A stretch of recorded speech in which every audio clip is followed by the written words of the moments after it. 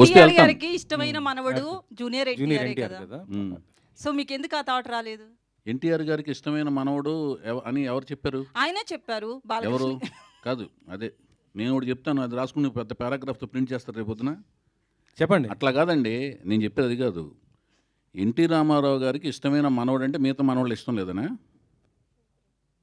మీరు బట్ చెప్పేది అందరిలోనే అంటే ఒకరని ఉంటది కదా. సార్ మీరు ఇప్పుడు ఒక క్వశ్చన్ వేసినప్పుడు ఒక సర్టిఫికేట్ ఇవ్వకండి. సార్ మీరు సర్టిఫికేట్ ఇస్తున్నారండి. చాలా సార్లు జూనియర్ ఎన్టీఆర్ కావచ్చు, వాళ్ళ ఆహా, ఫాదర్ కావచ్చు, వీళ్ళంతా ఆయన కూడా చెప్పిందే చెప్పలేదు. కదండి ఇది. ఎన్టీ రామారావు గారు జూనియర్ అంటే పబ్లిక్ గా ప్రెస్ మీట్ లో చెప్పలేదు కానీ ఒక ఫ్యామిలీ నిమిషం మెంబర్స్ దగ్గర చెప్పారు కదా. ఒక నిమిషం అండి. తారక్ గారు కూడా చెప్పలా. ఏది? రామారావు గారికే నేను ఇష్టమైన మనవాడిని, నేను ఒక్కడనే ఇష్టమైన మనవాడిని. ఎన్టీ రామారావు మీరు అడిగిన క్వశ్చన్ ఏంటంటే ఎన్టీ రామారావు గారికే